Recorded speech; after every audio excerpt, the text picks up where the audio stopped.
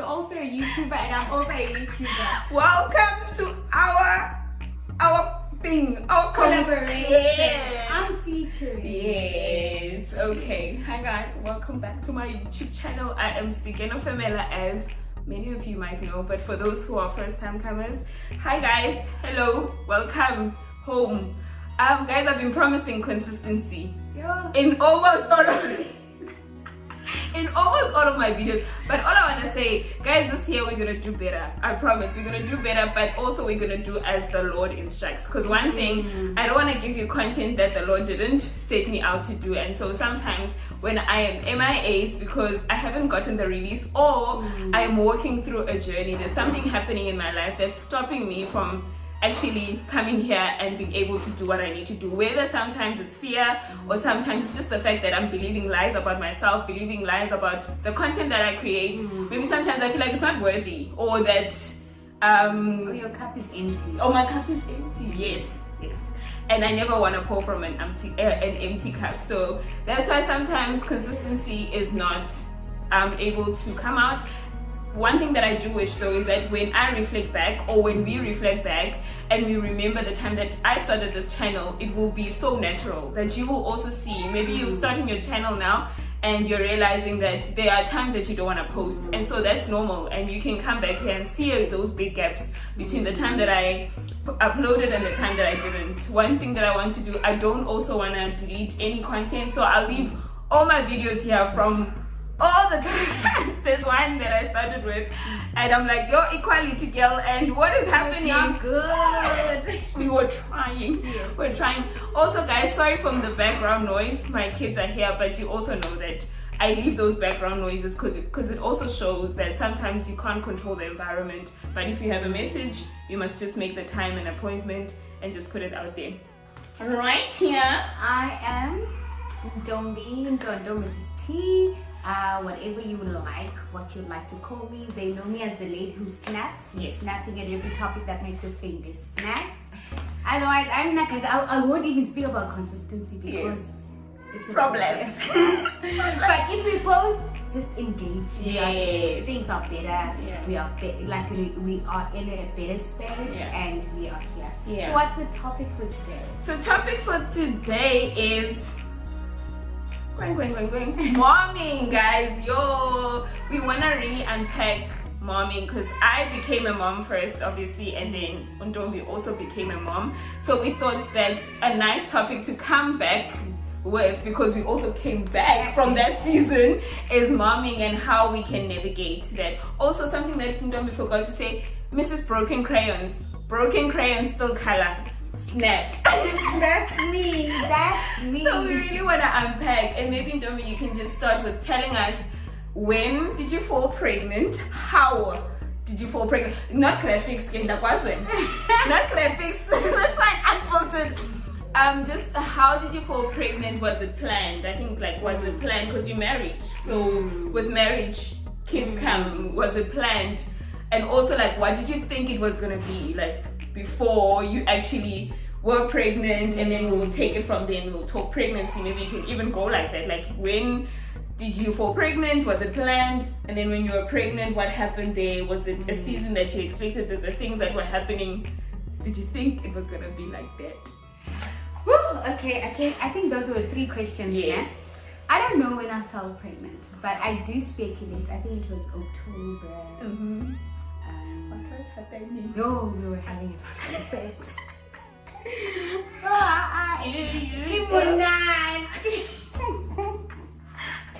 That season, guys, it's spring, was approaching spring, right? We were having a lot of sex and stuff.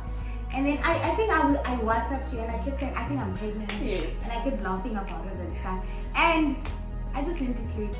Yes. And then my husband was like, the song was baking bread. Yes. And I kept saying, what would you do if I'm pregnant? So I take the test. Yes. And then I take the pregnancy test, I put it in my cupboard, and then I forgot. Yes. But something was with the man. And when I looked, then it had 1 line. Okay. But something said, let me go back, and it had 2 lines. But I kept quiet. Sure. I didn't plan, guys. It was surprise. Right. It was not a planned baby. But I think it was one of those things. I think when you're married, when you're pregnant, it's like it's fine. you expect, It's fine. It's not a big deal. I didn't have a thing that I want to have a child at this age or whatsoever. But I did have a time frame of when I want to stop having kids. Okay. Like, guys, after 32, I don't want to be having kids. I don't want to be buying. I don't want to be going to labor. I didn't plan it. Zuri just came. And how was motherhood? I thought motherhood would be, let's say, pregnancy. Yeah, I want them to know the things. Okay, I didn't know what to expect. I'm going to be honest. I didn't know what to expect. People would say that it's hard. Others say it's easy. So I was like, her season might not be the same as my season. So I'm going to navigate it as it goes. Then, guys, I think I enjoyed pregnancy, but at the same time, morning sickness, constipation, headaches, the vomiting. I think those are my problems. And then my hormones, they were there. You had it different from me because then you had the whole pregnancy morning sickness. Like you were vomiting the whole, because I had it 3 months. Like I had it 3 months, then I was done. Then you had it the whole time and you were like, are you still? Are you still? And I would be fine. It would be like in the morning and then during the day. And sometimes I would be working and I'm online and then I just want to puke and then I just have to switch off the camera, everything, and I puke. And I don't know why I always took pictures of my puke for my husband. I don't know why I did. For your husband? Yeah. So that he knows that when you meet a woman, this is what she goes through.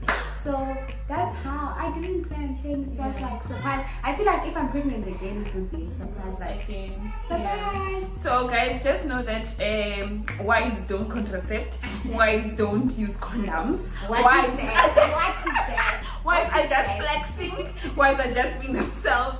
But okay, then you got pregnant and then you did your full 9 months and then your birth story. I don't know if you've shared your birth story on YouTube yet. You did. Okay, so if you want to learn or you want to know more about her birth story, check out her channel. It's Ndondo _ Say Ndondo Toto, yes. Okay, alright. So go check it out then. Then you gave birth to this baby and then suddenly you are a mommy. And how was that? I was like, take this child back. I was like, who's this human? And my question was, do I need to go home with this baby? Because it's like, you pop the baby out and then they put them on your chest and you're like, and then I'm like, so I have to go home with this child. I've never, my sisters have never had babies, so I'm the first child to have a baby. It's not like I have help at home. So, and this child was just sleeping and full attention, and I'm like, that was the first thing. That how I'm gonna do this. But I think once you're sitting there at maternity, you're like, Jesus, Lord, you need to help me navigate this motherhood thing. But I don't know, man, but God does equip you for motherhood. He does. And it's like, you know what to do next. You know, okay, baby is fussy, okay, you need to burp. Like, it just comes naturally, and it feels like you've been a mom for the longest time. So that's how it was. But, getting that baby out. And you did natural birth. Another one. We have a C-section mommy and a natural birth mommy. So guys, we are representing everyone. Yes. I don't know if there's another type of birth. No, there's no. C-section, natural birth. So yeah, how was natural birth? I feel like I'll still prefer natural than C-section, even though I don't know C-section, because a lot of moms do complain that when it's cold, you guys go through the most. At least I go through that period, and then after that I'm fine. And even when I tore, it was fine. Like it's not painful, guys. It's like you just push, and then after that I'm fine. And then few weeks because of the tear, and then you could, guys, the sex after you tight. Because back to me. You like a virgin. You need Sipo too. Hi guys, it's better. I'm gonna be honest. It's better. I don't know about it, because that's one of my questions. I was about to ask you that how different is it? For me, our sister has been way better ever since I had baby. Oh, okay. Like it moved like from 60% like to 95%. 95, guys, I must have natural birth. And then I must ask after natural that in Tungani.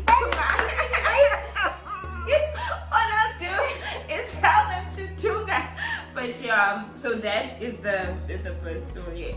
Obviously C-section, they do cut you, but the only scary thing is just the fact that when you're getting into the surgery and then they're preparing you, so if anything wrong happens at that time, like you are having to pray, you are having to just be like, oh, the doctors, they better just do the right thing, they better cut in the right place and all of that. But otherwise, I think once you hear the baby cry, there's something about the baby crying that you're like, it's done, it's fine, whatever else can just wait. So it's just similar experiences, and obviously there are many reasons why a mommy would choose rather C-section, or the doctor would recommend that, okay, do C-section, don't go the natural birth, and so it's okay. So if there's anyone here who's pregnant and they are even thinking, okay, I want a natural birth, but just keep yourself open that maybe you might not get a natural birth, maybe or you the might baby's too big.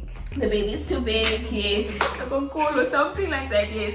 Can be that, or it can be that your high blood is a bit high and all of that. And so the doctor recommends what needs to happen. So you just need to also be sensitive to your own situation. I think what I found in this process is that don't hold on to one belief. It's like life. Don't hold on so tightly to a belief, because once then you are faced with that, it might be hard for you to choose this one or go with that other one. And also, what I'm also learning, because I love C-section, because I think my pain tolerance is so low, guys. As soon as they hit 38 weeks, I'm like, it's fine. Mama, boom, then they must go out. So I think also I'm learning that there are benefits of having that endurance, and if you can, and obviously because it's God made that way, that you would have a natural birth, like there's so many other things that happen in a natural birth. I think also the lungs get to excrete some liquid, but if you do C-section, those lungs don't get to do that, and so maybe your baby might have lung issues after that. So that is just the technicalities. Now we are moms, guys. Now the rubber hits the fan and you go home with the baby. You need to go. So you've gone home with the baby. How is that in marriage or in partnership? Because there are maybe single moms, maybe they also don't have help. But like, we also talk in the context of marriage. So maybe if something that we are saying, he won't find it. But yeah, just see. I think you just scared that the baby doesn't die. For me, that was just, baby mustn't die, the baby must always keep breathing. You always just checking if the baby's breathing. Yes. That's because they're quiet. Yeah, they're quiet, they're just sleeping. I remember we got back from the hospital. 2 hours later, the baby turned like pinkish. But took the baby back to hospital. They were like, it's normal, relax. So, and I noticed that as a new mom, new parent, you panic with the most little things. That time, there's nothing wrong with the baby. Then I learned to calm down. Yes. Because like, guys, my doctor was like male, everything male, everything were male, and they managed to calm me down. No, relax, unless if the baby turns yellow, then you should panic and come to hospital. That's jaundice. Yes, and then you should come to hospital. But I think going back with the baby, as long as she's alive, as long as she's breathing, and the weeks are going, anything else, it's fine. But I get petty fights because of the baby. The baby mustn't make this, don't watch the baby like this, don't hold the baby like this. Then you fight with your husband. That time, both of you guys are new to this journey, but you end up apologizing, sleepless nights. And our baby just had it. I don't know, she didn't want to sleep, so we had to sit in the car, drive in the car like 12 p.m. guys. She'll only sleep then, and then we'll take a blanket and have cozy talks while the baby sleeps. So you learn every day, okay, she doesn't like sleeping on her stomach, you must do this. It's a learning curve, I don't want to lie. But as long as the baby's breathing, like, you're good to go. All is well. And that's so true. Like, you come back with the baby, and I think God orchestrated that thing so well. I don't know how to explain it. From the fact that you even forget that you're in so much pain. When you see that baby, guys, I don't know what happens. The pain that you associated, let's say, with pregnancy or giving birth, it disappears. Like you don't have it in your heart anymore, which is so nice because then it tells you now how to love baby. And I also know that some parents also don't feel that instantly, and also we make space for those mommies, and maybe there are videos out there for those mommies. But for me, I had this instant love and this instant, like I fell in love with that baby, and I just, like what Ndomi was saying, I knew what to do. When the baby was crying, I just knew. And I think touching on the topic of petty fights, it's also the fact that a woman has natural instinct. We are playing, like we are like a computer. It's like baby crying, you know, they need to burp. Yes, they need to burp, or I need to wash baby like this, or I need to do this to baby. So I would say, if there's any men watching this, husbands, be patient and also trust your wife. Just know that God has put it in your wife's heart or in your wife's body to act in a certain way. We are the ones that are equipped, and obviously we will ask for help, and sometimes we won't know how to do certain things, but just trust that your wife is doing what's best for baby. Because I also see that sometimes husbands okay, all right, always shooting, but it's fine. Anyway, I see that husbands sometimes they don't know how to navigate because they are also scared. They are scared for the baby. Also new to this as exactly. They're scared for the baby, so then they sometimes don't know if what you're doing is the right thing. And they are protected. Yes, and they are protected. So we need to also just remember that. Ollie has joined us officially. What do you want to say? Do you want to say something? Say hi, guys. Hi. Okay. All right. This is my first baby, by the way. So maybe babies are coming in the picture, and he's a future husband, so he's gonna learn now. And yes, so we need that. And also I think for because there's hormones, you said hormones, there's a lot happening, and we're trying to learn. It's like a new machine that doesn't have data yet, and it's like starting to kick in that okay, I need to act like this. Yes, and so that's what happens. And then that's similar to what happened to me. And then I learned about baby, checking if baby's breathing and all of that. That's what happened, and I got help. You didn't get help. So tell us about not having help. And then you can maybe say if it worked. And then I can take the part of, okay, I had help. How did that help? For me, I think it's also understanding like my background, like the type of family both sides we have. Husband doesn't have a mom and a dad. I don't have a dad. My mom is also working. Even if my mom was available, I still wouldn't want help from her. I wanted to learn. I wanted to navigate and I wanted to teach my kids the way I want to, not her imposing. You see, her teaching, because yes, I'm thankful that she raised me and stuff, but I don't want the same teaching for my kids. They can visit, but it's fine. So we did it together. For us, it worked. Okay, Oli. Bye. Bye. Okay. I'll go that side. As I was saying, it worked for us. It helped us, and we grew more in our marriage. I'm gonna be honest.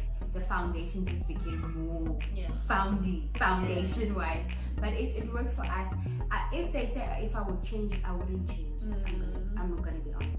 Even with my second baby, I don't think I would do. I think the only thing I would do is maybe get a helper just to clean the house and stuff, but not to take care of the baby. I think that's what's very important to me, because I had it totally different. Like from day one, I had help. I had people like circling and helping me. But I think for the first baby, because I have two, for the first baby that worked, because I was clueless. I literally was clueless. So from the time that the baby was taken out, and then we went to the ward, my mom was there, Moo's mom was there, my granny was there. They helped me actually learn how to breastfeed. So I didn't learn by myself. For the first baby, they taught me. They were like, you put him here, you do this, and then I was like, there's no milk. Literally, there was no milk. And it doesn't come out. And then they said the drop is enough. I'm like, it's a baby. Guys, but also with that, I had those three moms around me, and that really helped me a lot.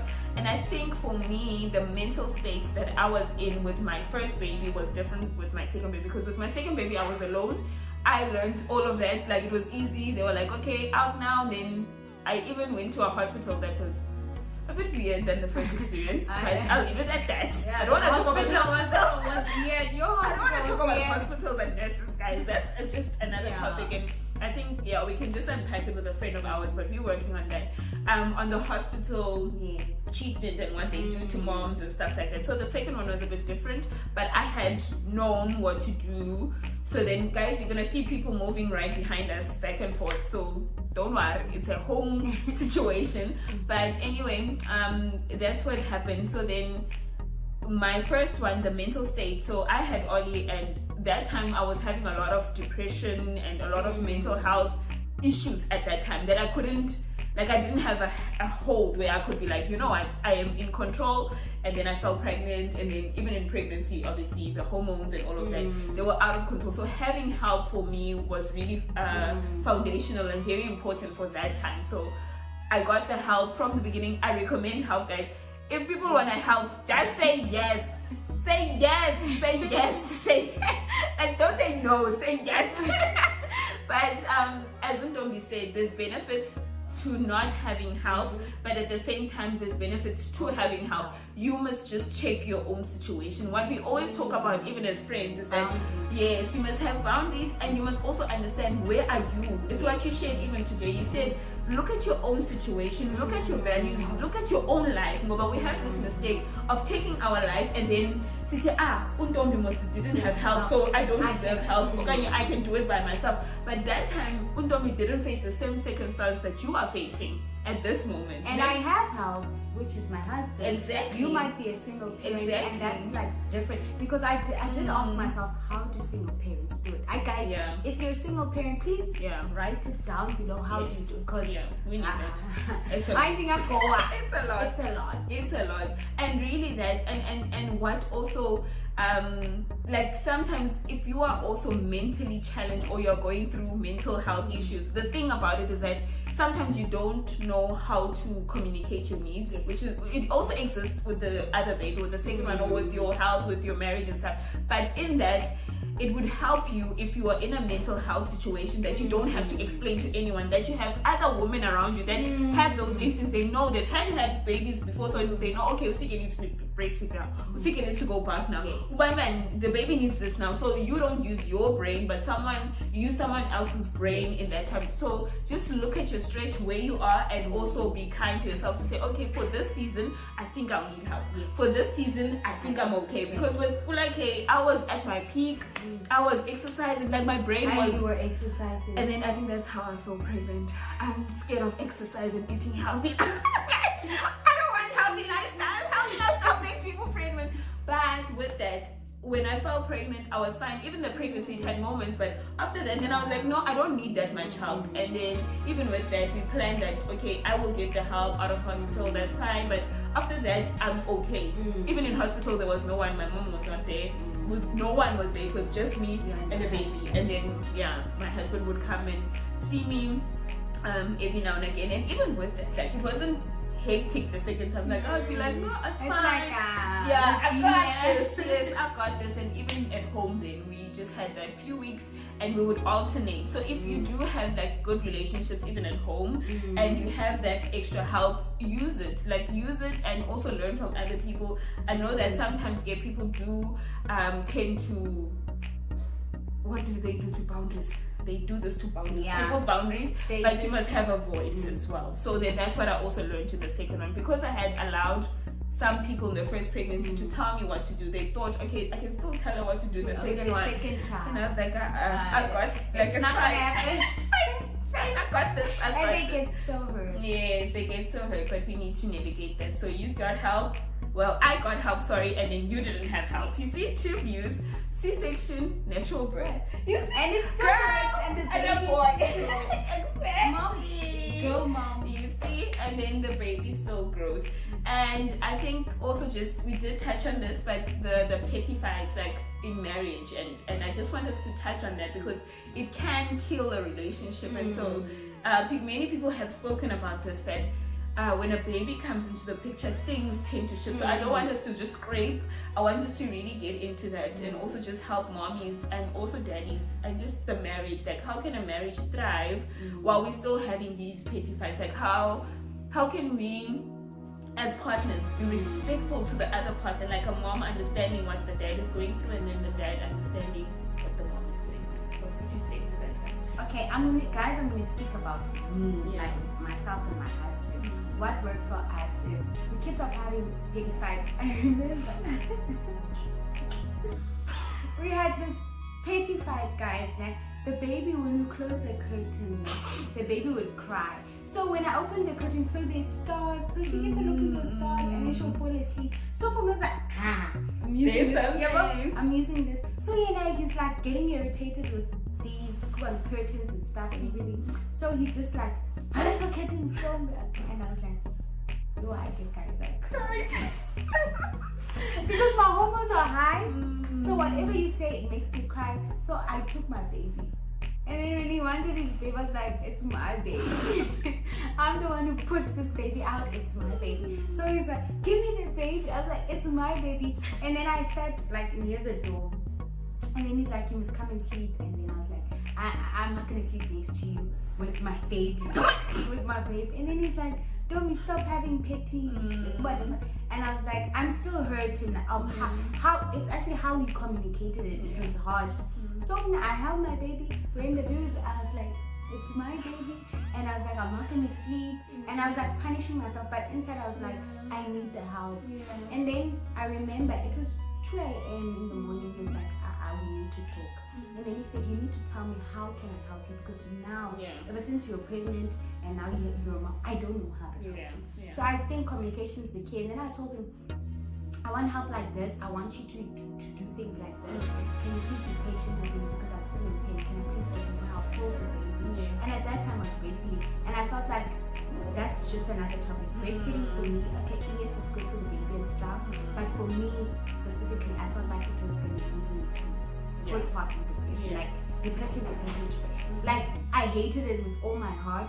The more I breastfed the child, the more I wanted to resent the child. So maybe it was God's way that I got abscess on my breast, and then I formed like formula, and I felt like now I can be myself a bit and come to myself. I can bath, because literally you wake up, you're a mom, during the day you're mom, at night you're mom, your husband comes back from work, you're still a mom. So still you're a feeder.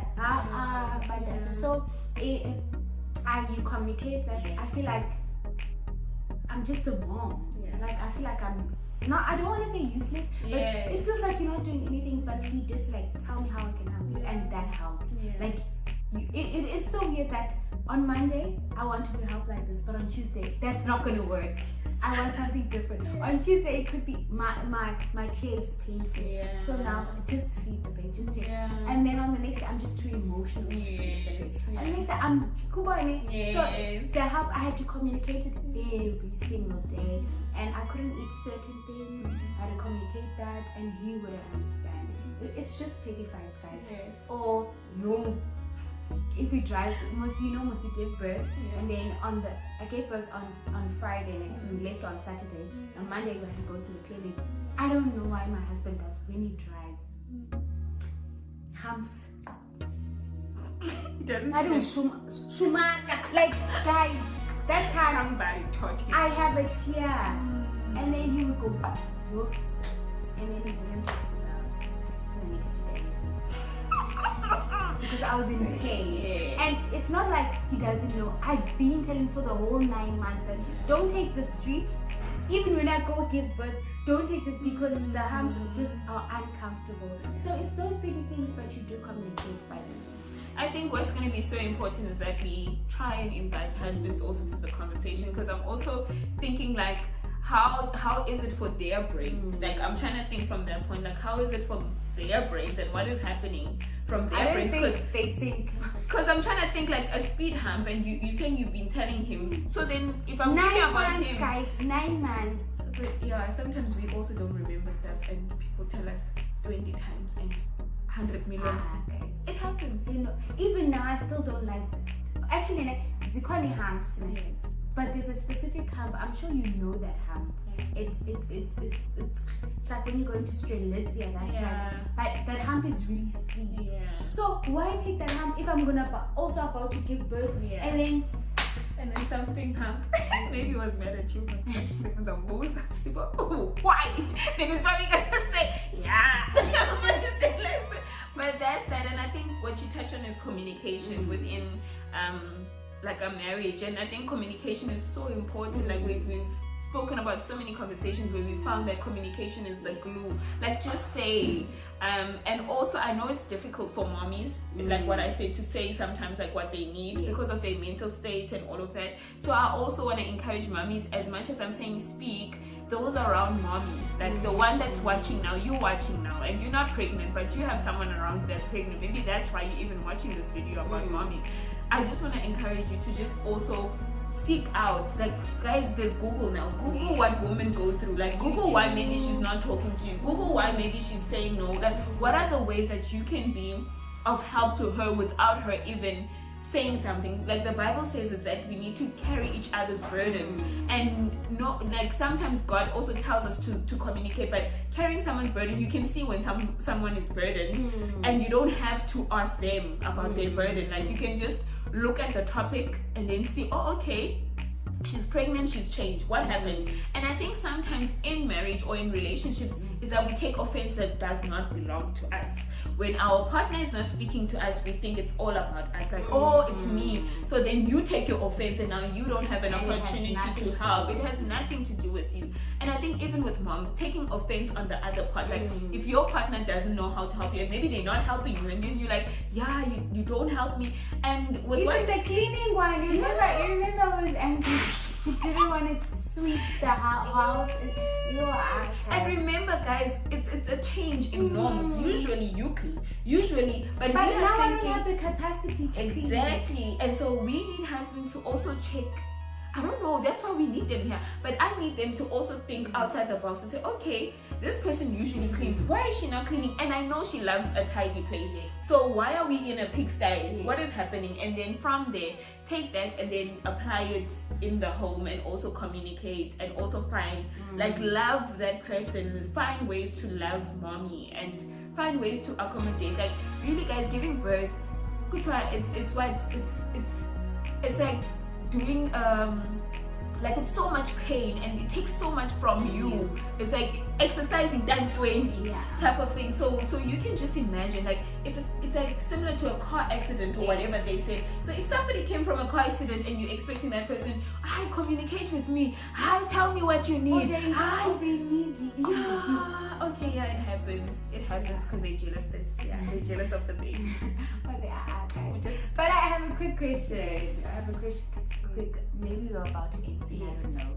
But since you were C-section, did you wait like 6 weeks before you had C-section? Okay, C-section wise, first time yes, because I was scared. I was like, hello, let's wait, because you don't know what it means and whatever. But second time, no, I did not wait. I think it was the 4th week. And then I was like, let us do it. It is Were you the hungry one? No. Guys, it's always husbands, but I don't know. Maybe we should also unpack that for other. But for me, it's always the husband. I don't ever. I can't say I don't ever. I do sometimes, but like it's not a thing that must happen. Nah, I'm fine even if it doesn't happen, because I am loved in a different way. Like I love in a different way. Like physical touch, okay, but like when you talk to me, conversation, so then I feel filled up, like, and around that time you're getting so much attention, so I probably like, hi, I'm okay, because then everyone is asking how I am, everyone is making sure, but then you just think of the husband, because that's what happened the second time. I thought, okay, no, I'm not feeling any pain, I'm not feeling any discomfort, so how about we actually do, and then we see if I'm in pain, then after this, then we can stop and try to do it. But you were like, if I have to be in hospital, then you have to explain that, listen. What were you doing? Listen, doctor. This is what happened. And for you, did you wait the 6 weeks, girl? Yes, mine was longer only because the tear, and then after that I had abscess. Then the pain was just a lot. I didn't go, guys. Didn't go. Here's my husband calling. Oh yeah, and it is. But husbands, you're needing your wives. Yes, do you the right thing. Now husbands are calling. Anyway, make more babies. And also, guys, I just wanted to say, to end it off, that mommies, do your research. Like what we touched on, community is there for you, but if you don't want it that way, it's okay. Also, when you decide to change your mind, guys, it's okay to change your mind. Someone said that today and I was like, this is the point. Like, if you wanted help, now you don't want it. If you didn't want it, then now you want help. It's okay to change your mind. If you said your baby will not be on bottles and now there's a bottle, it's fine. If you said it's not formula when you breastfeed, then you find out 2 months later that you don't want, it's okay. If you say no, my baby's straight to formula, and then now you want to breastfeed, it is completely fine. Whatever that you need to do, you just need to be navigating. And I understand that society makes changing your mind like a thing of a foreign. Like, oh, you said that you would not do it like this, so why are you doing it like that? So just know that it's okay to change your mind. I hope you enjoyed this part 2. This is going to be part 2. There's part 1, then there's part 2. This is going to be part 2. I hope you enjoyed it. Comment, like, and also don't forget to follow our Instagram pages, Dondo_. Yes, and then Sige_Nofemela. And guys, we promise we'll try and be consistent and we will post these videos. But we're still working on a plan of how often we will see the both of us together, because really we want to be intentional in our friendship, we want to be intentional in the conversations that we are having, because they're such important conversations. And if we can do it together, for as long as we can do it together, we will do it together, but also separately. Also, don't forget to follow Osnat, the podcast as well, and Women's Space with Sige Nofemela. Yes. Look out for us. Yes. Bye. Bye, guys. Bye.